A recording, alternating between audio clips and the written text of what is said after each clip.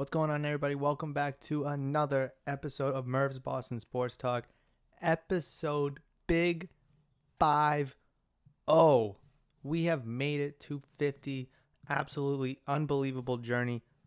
Truthfully, never thought I'd be here, to be honest, 50 episodes in. Obviously, I dreamed of it. I envisioned it all the way back from implementing and planning this podcast to actually be here at 50. Half a century, half of 100. Totally awesome, totally cool. And honestly, if it wasn't for you listening right now, this wouldn't have happened. This wouldn't be possible. And I'm super thankful. I'm super grateful and appreciative of your support, your just awesomeness. All right. I'm not going to sugarcoat it. I'm not going to fluff it up. Just thank you so much for downloading, listening, and enjoying as I've been harping, preaching, and raving. Literally from episode 1 all the way up to 50. I couldn't have imagined myself being here, and it's been an absolute blessing to see this podcast actually have some form of success. Never thought about it. Honestly, just wanted to start it out as a hobby, as a segue into Murph's Card Town and Sports Shop, which will be the sports card and sports memorabilia shop that I will have, or I plan on opening up after I get married to the podcast favorite, the YouTube channel favorite, Kim. After I get back from basic training and tech school, after we get married, I plan on opening it up.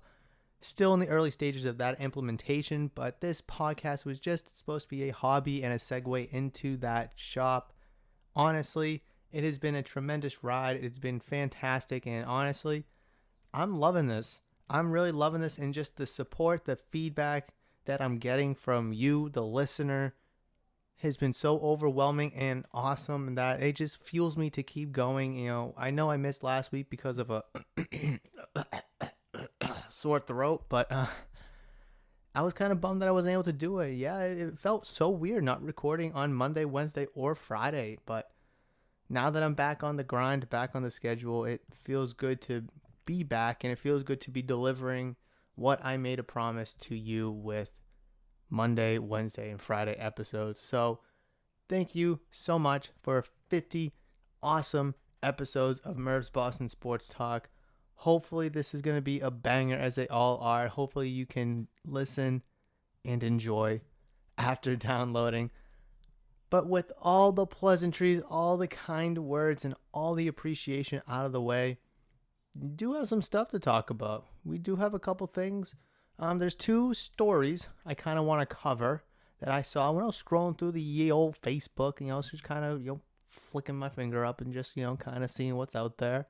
Came across a cool story, read into it, came across another one, read into it, and I kind of want to share that with you. And then also we'll get into some Bruins playoff preview chatter as they square off against the Washington Capitals tomorrow, Saturday. And it's going to be awesome to finally get the playoffs underway after a long, shortened season. But we got some Bruins playoff hockey ahead of us. But first, I do want to talk about those 2 stories, and they're both about the Red Sox. And with this story, I did say it's about the Red Sox, and it is, but maybe not your Boston Red Sox, your Worcester Red Sox. Yes, the Woo Sox. And it's an article from MassLive.com about the Worcester Red Sox as they open up Polar Park on May 11th, 2021 for opening day, their first game of the season. And they had a bunch of players, old players, Pedro, Louis Tiante, to name a couple, to throw out the first ceremonial first pitch along with Governor Baker and the Lieutenant Governor. But this article is about Pedro because he was there and how his journey with the Red Sox actually started in Worcester. So I'll kind of go over the article, read you some quotes, and it was very interesting. This is something I did not know, and I love Pedro. I think I consider myself a big fan of Pedro, but something like this is something I did not know about him. So let me get into it, and maybe you'll learn a thing or two about Patey, right? Patey. Anyways, the title of the article says, Worcester has a history with me. Pedro Martinez's journey to becoming a Red Sox legend began not far from Polar Park. Polar Park is the home of the Woo Sox. All right, so this article is by Michael Bonner at MassLive.com, and it states, Before Pedro Martinez sparked ruckus reactions to his dazzling array of pitches at Fenway Park, prior to the 1999 All-Star Game in Boston and the 2004 World Series in St. Louis, even a decade before he walked into the Baseball Hall of Fame, Cooperstown, the pitcher began his stay in the Northeast in Worcester. In the fall of 1997, when the Boston Red Sox traded for Martinez, his first stop in Massachusetts was Worcester. Now, real quick side note, a lot of people not from the area say Worcester, and just a side note, just for some clarification, it's actually Worcester. Same thing with, actually the opposite of Dorchester, but there's an actual H in there to split it up from, to differentiate it from Dorchester. So there's an H in Dorchester and not Dorster, right? And there's no H in Worcester, so it's not Worcester. Just a random thing. Like people in Oregon say Oregon, but out here we'll say Oregon because that's what it looks like. I don't know. Anyways, I digress. Quote, "Before I even got to Fenway, I came to the city," Martinez said. "I remember I came in at night at about 9:30. I was lucky enough to have a cousin who lives in Providence. Hey, shout out Providence one time. They brought me a little jacket because it was really cold." End quote. The right-hander spent his first night in his new state in the heart of the Commonwealth to undergo a physical at UMass Memorial Healthcare. When he ventured outside, Martinez said he remembered the trees in the city that were still turning bright yellow, orange, and red. Quote, "I remember the trees and how they changed colors," Martinez said. "It was beautiful." End quote. About 25 years later, Martinez returned to Worcester on opening day for the Worcester Red Sox at Polar Park. Woo Sox chairperson Larry Lucchino invited Martinez to participate in the pregame ceremonies at Polar Park, and the Hall of Famer immediately accepted. He was joined Tuesday by Red Sox Legends Hall of Famer Jim Rice, Jim Longborg, and Luis Tiante. Quote, it was great. Oh no, I'm sorry. I was great. They didn't expect me to know Worcester," Martinez said. "To their surprise, I was more familiar with Worcester than I was probably anywhere else." End quote. Martinez stopped in Worcester a few years ago when the team celebrated the announcement that the organization would be moving to Worcester from Pawtucket. At the time, he met Worcester Mayor Joseph Petty. The two crossed paths again on Tuesday, and the former Red Sox ace quickly embraced Petty. Quote, "He's such a nice guy," Petty said. He said, "I'll never forget Worcester." End quote. Petty joined Martinez on the field to throw one of the several first pitches along with Rice, former Red Sox player Tiante Longborg, and Rich Gedman, Governor Charlie Baker, and Lieutenant Governor Karen Polito. As Martinez embraced everyone surrounding the pitcher's mound, including the Worcester City Council and City Manager Edward Augustus Jr., he told the mayor, quote, "Your city is great."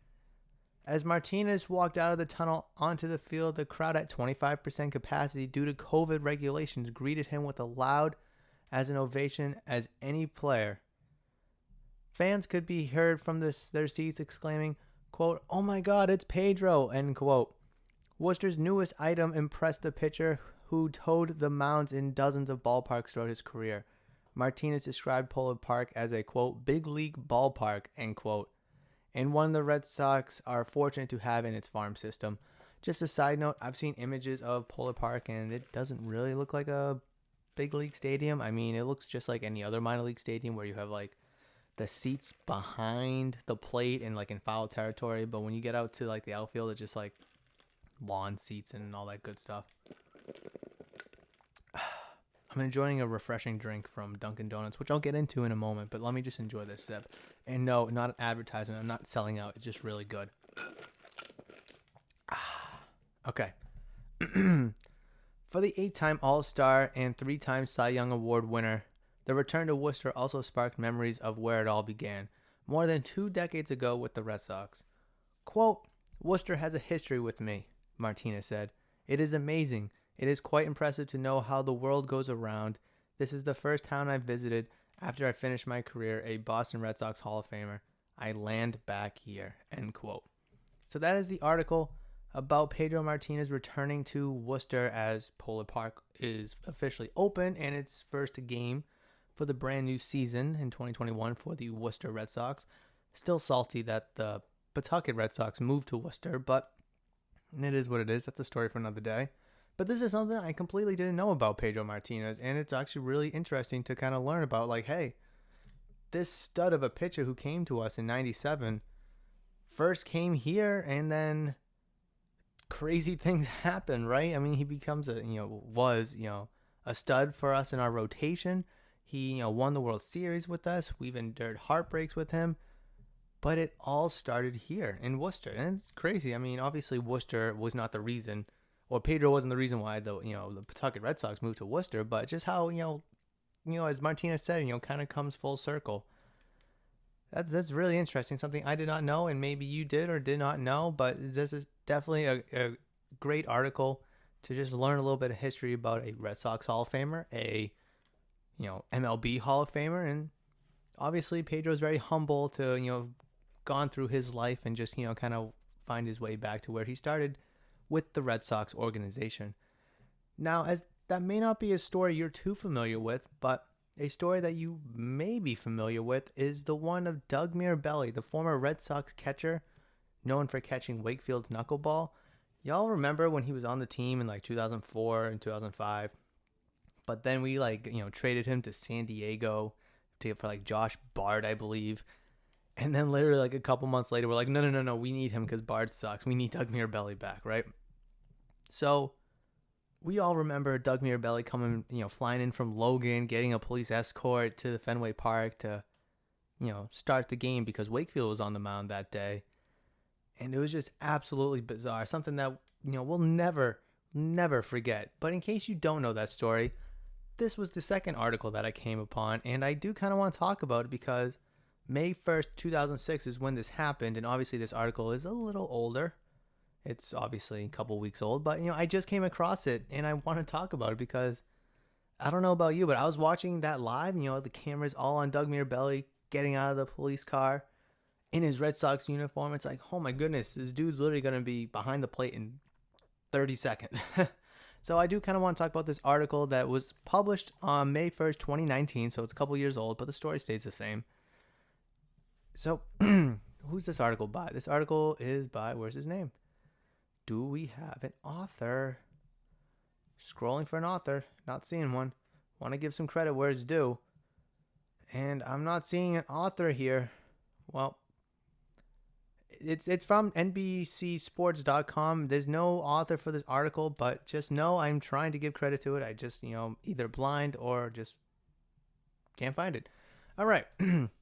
It starts with by saying, if you thought the Boston Red Sox current catcher situation isn't great this season, we'll have a story for you. Obviously, keep in mind this is from 2019.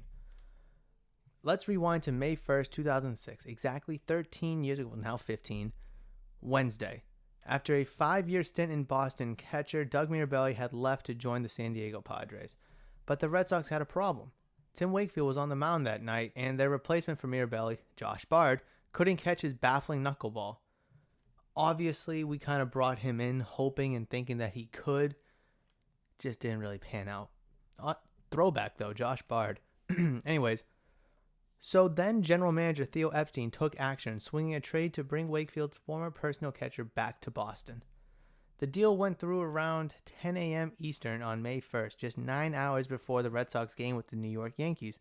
But the Sox really wanted Mirabelli to catch Wakefield, so they immediately got him on a cross-country flight out of San Diego. As Mirabelli recalled in the Hardball Times' terrific oral history of that day, his plane landed in Boston just 12 minutes before game time after the pilot was able to clear airspace on the flight path. Seriously. The only way to get him from Logan Airport to Fenway Park that quickly? That's right, a police escort. And then there's a tweet of the video of Mirabelli pulling up, and I'll just read what the tweet says. May 1st, 2006, Doug Mirabelli gets a police escort to at Fenway Park to catch Tim Wakefield versus the Yankees after the #Red Sox reacquire him from the Padres. His plane landed in Boston at 6:48 p.m. and he changed in the car. #WBZ camera was there. And it was just a video of him, getting out of the police, like what I said. Getting out of the police car, running into the stadium, literally mere minutes and seconds before first pitch. Mirabelli actually changed, carrying on with the article, Mirabelli actually changed in the car while Massachusetts state troopers cleared the way, setting up a hilarious scene in which the journeyman catcher triumphantly emerged from a cop car outside Fenway in full uniform ready to catch Wakefield. All of that ridiculous effort paid off as Wakefield pitched 7 strong innings with Mirabelli back behind the dish in Boston's 7-3 win over the rival Yankees. Not that the state police would do it again, of course. As a public safety agency that was not an appropriate use of our assets, a spokesperson told the Hardball Times. So obviously that was a quote, and then the article ends with, "We'd respectfully disagree." Now, obviously, a regular or, a citizen of the area that's not familiar or could care less about baseball would probably agree with that claim that it was an inappropriate use of their asset. But here in New England, if you're a Red Sox fan, A, it's funny, and B, yeah, get that guy to Fenway Park ASAP, right? I mean, listen, we got a game against the Yankees, the arch rival Yankees. We need every advantage we possibly can get. And if that's a police escort for Wakefield's personal knuckleball catcher, then hell, you know what? I'll be driving that escort too, right next to you. That's my drink. I'm almost done with it. Again, I'll go into it in a minute, but I want to finish talking about this. But yeah, I remember it was crazy. Like, it was a bizarre headline all in baseball, literally, not just here and locally in Boston. It's something I'll never forget, and just so funny to look back at it because literally, we were all hoping that Josh Bard could catch. A young catcher, replace Mirabelli, potentially replace Veritek as he was getting up there, and he was a good hitter, or was a good hitter, right? He just didn't pan out. Spring training, he sucked. He couldn't catch the knuckleball. It was a disaster. And obviously, Jason Veritek couldn't catch the knuckleball. We've seen that plenty of times. If you look at 2003 ALCS against the Yankees as a prime example, the 2004 ALCS is a prime example as well. It's just he couldn't catch the knuckleball. And the knuckleball is a mysterious pitch that not a lot of people can catch. And if you're playing catch and someone throws you a good knuckleball, 8 out of 10 times you might not catch that, right? And just picture a professional pitcher in Tim Wakfield who made a career off the knuckleball, in a game throwing it. It's tough, and Mirabelli was one of few catchers to be able to do so. And that's why the importance of him getting to Fenway to play against the Yankees was crucial, because you don't want to start the game with like Veritek behind the plate and then have to sub him out, put Mirabelli in, or have Veritek struggle behind the plate and then, give up some runs for whatever reason, right? So having Mirabelli back in town was more than crucial and important for the Red Sox at that time, even though it was an early season game against the Yankees. But it's against the Yankees, right? If it wasn't against them, would they have done it still? Probably. Let's just be honest. They probably still would. But it's so funny to look back on. Excuse me. This Dunkin' Donuts drink that I'd be talking about, this coconut milk refresher. Like I said, I'm not trying to sell out, not sponsored, not being paid to say this. It's just good. It's just delicious. I want to talk about it. They have 3 different flavors. It's like $3, and it's like a medium. It's just super damn good. And like, I love coconut water. Don't know about coconut milk. Completely different, but I love almond milk, right? And I was like, all right, let me try some coconut milk. Delicious, dude. It is. I understand why people are addicted to coffee, and this doesn't have any caffeine in it, but I'm addicted to this with no caffeine. Wow, is it so good? It's so good. Like I said, 3 different flavors, like strawberry, peach, and like blueberry. Oh my God, it's so good. And I'm just finishing it up now, and I'm a little sad about it. A little sad. But yes, next time you're in the area, or Dunkin's in your area, or you're at Dunkin', get a coconut milk refresher. Telling you, you will not regret it. You will not regret it. But that's my little 30-second, unsponsored, unpaid ad about Dunkin' Donuts, me selling them out. All right, well, let's see. 20 minutes or so into this episode. This is flying by. I thought I would take longer on the stories, but okay. Bruins time, baby. I know these are probably what you care more about, anything than just me talking about Dunkin' Donuts and some old Red Sox stories, but it's always good to reflect on it. I mean, Red Sox are playing all year round. You can only talk about them so many times. Refuse to talk about the Celtics. My God, don't get me started on it. Knicks. Speaking of basketball, the Knicks secured a spot in the playoffs for the first time since 2013. Obviously, not a Knicks fan. Evan, my friend Evan is, who's been on the pod a couple times. Shout out Nick. Shout out Evan one time. But yeah, Celtics gonna be playing in that playing game. Ya bums. But anyways, Boston Bruins. Huge series against the Capitals. Holy smokes, what a series against the Capitals coming up. First game tomorrow, Saturday, 7:15 puck drop in the nation's capital. Games 1 and 2 in the nation capital. Game 2 being Monday, May 17th at 7:30. Game 3 and 4 will be in Boston, with Game 3 on Wednesday, May 19th at 6:30. Game 4, Friday the 21st, also at 6:30. Game 5 will be back in D.C. The time is to be determined, but the game will be on Sunday the 23rd. Game 6 back in Boston on Tuesday the 25th. And then Game 7 will be Thursday, May 7th, time to be determined. Obviously, Game 5, 6, and 7 are all if necessary. We'll just hopefully Game 5, 6, and 7 won't be necessary in favor of your black and gold spoked bees, right? But anything can happen in the playoffs, not just between the Bruins and the Capitals. You look across the NHL and literally anything could happen in any series, whether it's the Bruins or the Capitals, or if it's the Islanders versus the Penguins. Islanders could sweep, Capitals, Bruins could sweep. It literally, I just love hockey because unlike basketball, the home team usually wins, right? Baseball, unless it's that one game wild card, anything.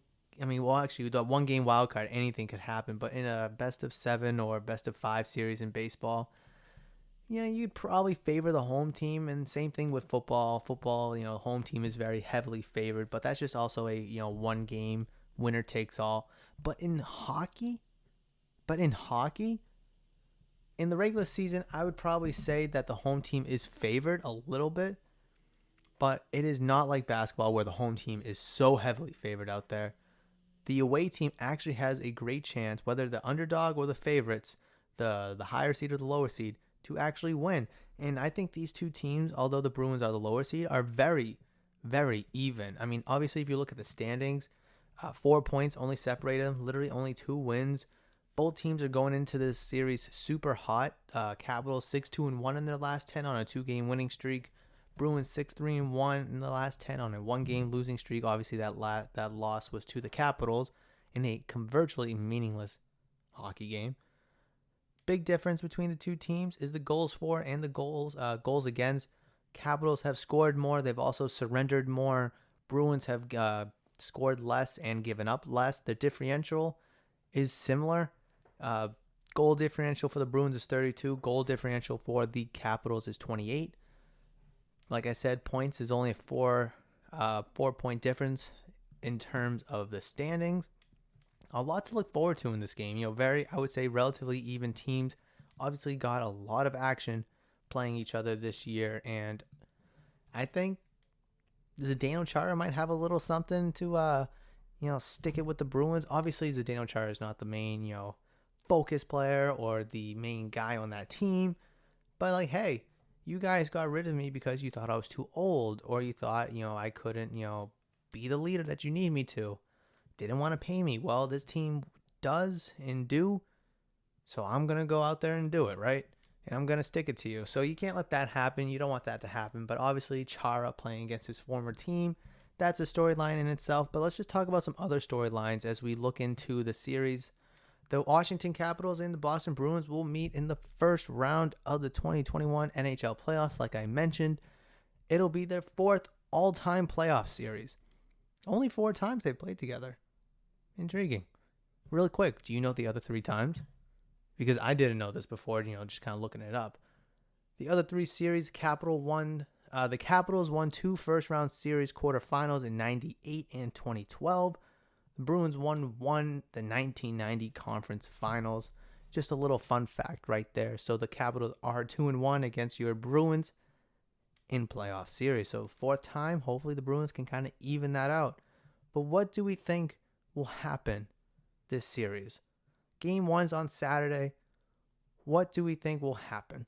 Obviously, being Boston Bruin fans, we want the Bruins to win, obviously. Convincingly would be nice. But is that going to be, likely? Do, nationally people think the Bruins have a chance? I'd say they probably think we have a chance, but Capitals are good. Capitals been at top of that, the East Division for a long time.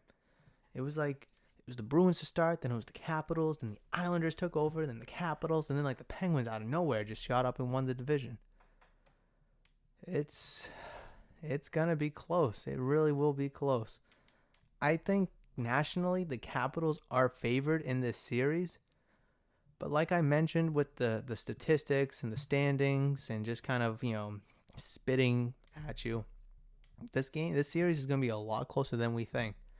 Now, obviously, without being biased, I do think the Bruins can win. I think they will win, but a lot's going to have to go right for them. It's not going to be easy. They're not playing no 8 seed underdog, whatever. Or there's no team that just squeaked in by the skin of their teeth. A lot of things are going to have to go right for the Bruins. They're going to have to obviously play very well 5-on-5 hockey, which they've done majority of the season.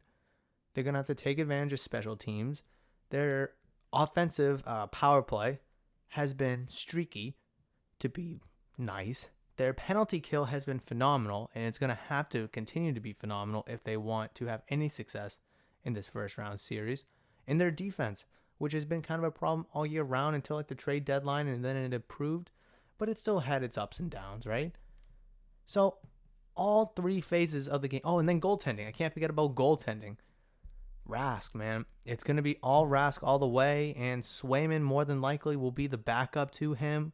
Could we see Swayman, if things kind of get ugly, the first two games be down 2-0? Could we see a change in goaltender where Swayman gets to start at home? I could absolutely see that. Obviously, Tuukka Rask opted out at the beginning of the playoffs last year due to COVID. And then Yaroslav Halak, was in, and he had a couple nice moments, but we saw what that looked like. I'm trying to get every damn last drop I can about that drink. Holy smokes. But all four phases are going to have to be executed virtually perfect, because that Capitals team on the other side is just as dangerous, just as good, just as strong, just as talented, maybe even more in all of those categories.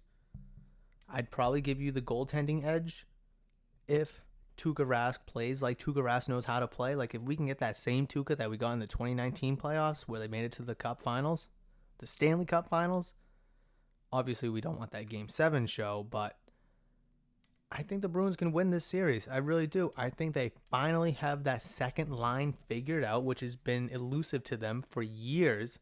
They finally have Krejci, two good, or at least solid wingers. Bergeron, Marchand, Pastrnak, they've played all very well this year. Third line's been okay, and that fourth line's been underperforming. But, I feel like come playoffs, when things get really intense, when you're playing a team for, up to 7 potential games in a row, that fourth line could be huge. That aggressive, that hard-nosed, take a hit, give a hit kind of line, I think is going to be crucial for us. And if that fourth line can play like the fourth line knows how to play and be that, that rough and rowdy, front pair, then I think we can kind of get under the Capitals' skin. And then looking over at the defensive side of things, the defense has really improved. I mean, it started off the season, young with some question marks. No Zdeno Chara. Are we going to be okay with the young guys? To, okay, we're not doing too bad. And then things got really ugly when injuries started to pile up. And now it's looking really solid. People are getting healthy. The defense is, really shutting down opposing offenses. The Bruins look like a complete team. And obviously, if it was normal circumstances, they might have, a good first series win against some bum team, but they're playing against the Capitals, who are no bum team. So I'm looking forward to it. I really am. And honestly, this series could be decided in the first two games either way. So if the Capitals go up 2-0, could be a wrap. If the Bruins go up 2-0, I think it's less likely that the Capitals just fold. but it could be a wrap, especially, coming back to Boston with a 2-0 lead. Hoo-wee. And then just to kind of bring the conversation full circle, what about Rask? If he plays like he knows how to, and, at the top of Rask's game, he's a top 3 goalie in this league. Obviously, when his head is in his ass and he's, vomiting all over himself, he's the worst goalie in the league, bottom 3 goalie. What kind of version of Rask are we going to get? I think the offense will be okay. I think the offense will be fine. I think the defense will be okay. And then Rask is just going to be a huge question mark. Like I said, if the series kind of gets out of hand, we're down 2-0, do we go to Swayman? If it's 3-1, do we go to Swayman? Who knows? Will we see Swayman at all? I hope we don't. Meaning that Rask is having some success. But in a first round matchup against such a powerhouse team that a lot of people had picked to win the Stanley Cup, being the Washington Capitals at the beginning of the year, oh my goodness, it's a tough challenge in the first round, and it's going to be a really good series. Just, looking outside of, Boston being your team, just, hockey series might be one of the most interesting series that we have in the playoffs this year for the Stanley Cup Playoffs. Looking across the rest of the league, just kind of brushing over the matchup. I'm not going to get too much into it. If you look at the Central Division, you have the Carolina Hurricanes versus the Nashville Predators. And then you have the Florida Panthers versus the Tampa Bay Lightning. A little matchup of the Florida teams there. Real quick on the Carolina Hurricanes, if you haven't already, go check out my Hartford Whalers History of Old New England Teams on YouTube. I published it about a week ago now. Super awesome, cool video that I made about the Hartford Whalers, who are obviously now the Carolina Hurricanes. But it's just a series I'm doing on YouTube where I kind of look back into history at old, former professional New England teams that no longer exist, and just kind of talking about them, doing a little research, and just kind of bringing those stories to life, right? Anyways, enough of my YouTube plug. East Division, obviously Penguins, Islanders, Capitals, Bruins. The West Division, you have the Colorado Avalanche versus the St. Louis Blues.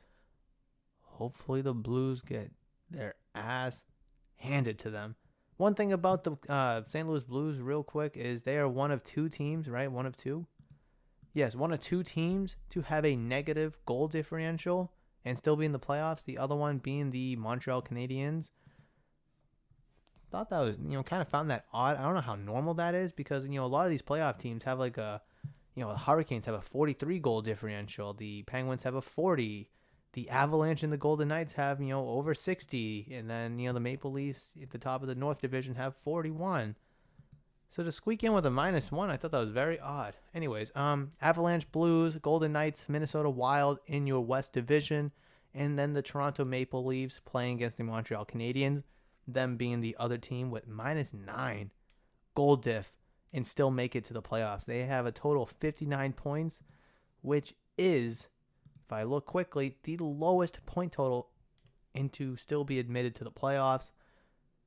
Below them was the Calgary Flames at 51 and the Ottawa Senators at 51 as well. My goodness, 59 points and you're still in? Sheesh. And then the other matchup in the North Division or the Canadian Division is the Edmonton Oilers and the Winnipeg Jets. I hate the Maple Leafs and I hate the Canadiens. I think the Maple Leafs is the better team, so hopefully the Canadiens can get it done. Seriously, because the Maple Leafs, they're so annoying. So aren't the Canadiens, don't get me wrong. But the Maple Leafs are the better team and the Canadiens aren't. So worst comes to worst, maybe you run into a hot team, but a team that's ultimately not as good as you. Just, kind of looking ahead. But that's way down the line. Like I mentioned, Capitals, Bruins is what you're looking forward to. Game 1, Saturday, tomorrow, 7:15 puck drop in the nation's capital. Completely awesome series game. Can't wait to watch it. Neither can you. What are you going to be doing for the game? Game 1, what are you going to be doing for the series? You're going to be chilling at home, going out to a bar? Let me know down below in the comment section what your plans are for Game 1. Or are you just going to wait for a potential elimination game to do something? Me? I'll just be in my studio watching the game. I don't have cable. I can only stream the games, and that's where I'll be. Is just chilling up here in the studio. Oh, but seriously, enough of my singing that I'm sure you don't want to hear. Let's talk about the Red Sox. Let's circle back to the Red Sox, who are playing at Fenway Park against the Los Angeles Angels, and is currently 2-0 in the top of the fifth. Nick Pivetta is on the mound. No, he's not throwing a no-hitter or flirting with a no-hitter. He has given up 2 hits, but still pitching very excellent as he comes first start off the COVID-19 list. Going up against, who is pitching? Griffin Canning of the Angels, and like I said, it is currently 2-0 in the top of the fifth. 2 runs scored by Hunter Renfroe, who homered to center at 430 feet, with driving in Rafael Devers as well. Let's just look at the standings really quickly. Obviously, Boston Red Sox still in first place, 23-16, sporting a .590 winning percentage. And though the Yankees were flirting, the top of the division have slid down to the third spot, only 2 games back, with the Blue Jays sneaking just in front of them at 1.5 games back. But if you look at the whole division, it is all very close still, as we're well into a month plus into the season now, being a month and a half or so. Red Sox, Blue Jays, like I said, 1.5, Yankees 2 games, Tampa Bay Rays only 3 games out, and then the Orioles, although they're 16-21, they're only 6 games out of first place.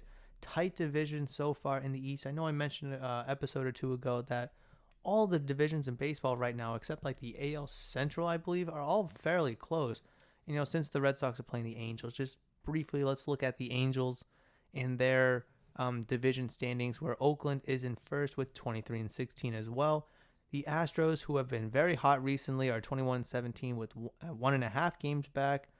The Seattle Mariners, 4.5, Texas Rangers, 5, and then the Angels are 5.5 out. So honestly, my perspective is, if you're roughly 7, 8 games out, I think you're still in it, because, say you go 3-4 game series, say you sweep it or win, 2 out of 3 or, 3 out of 4.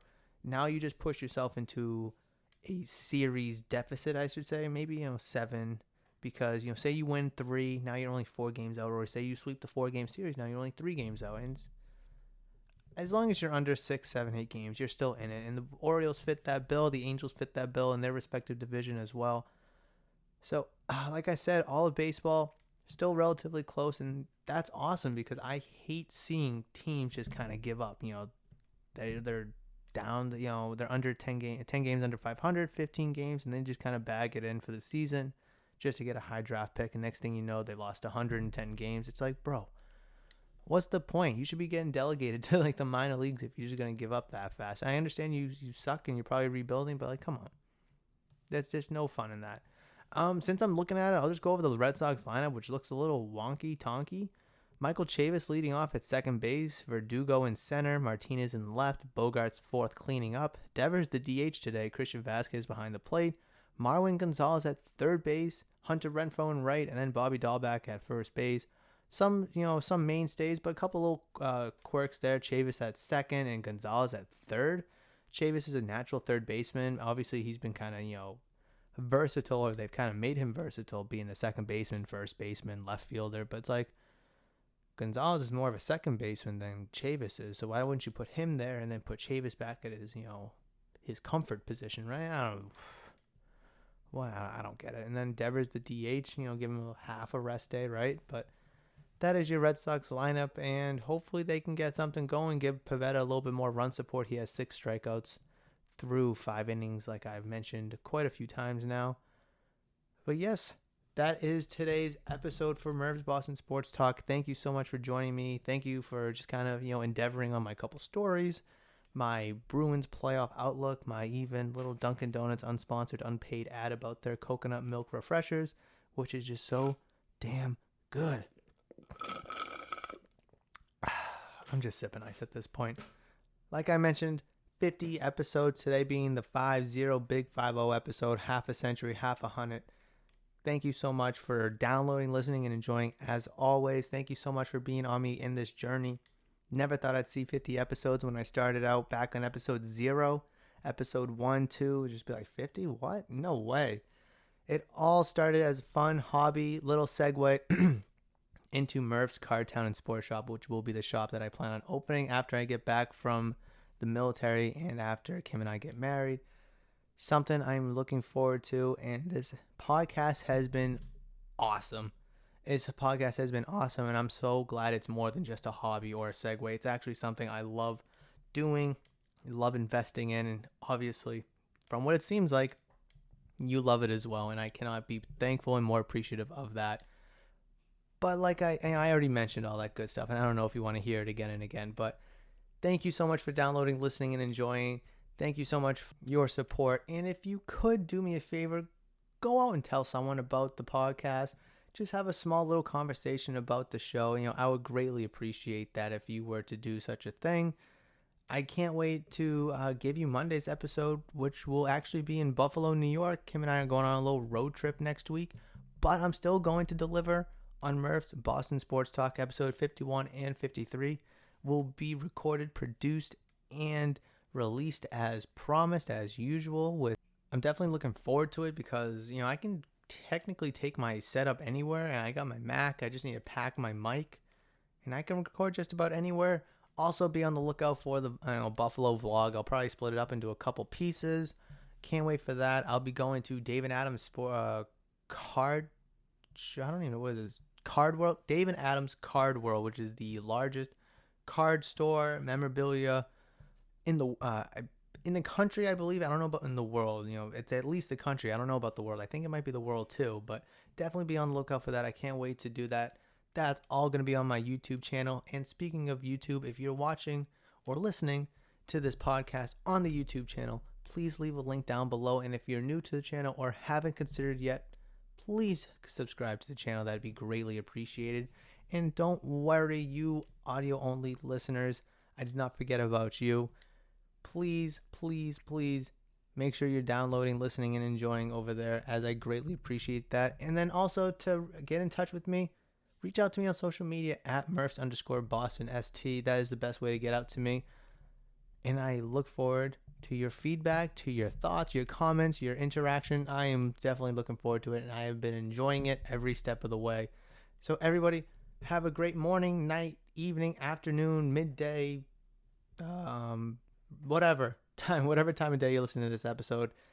Between now and next episode, you know the drill. I will catch you in the next one. But until then, I love you, and I will see ya.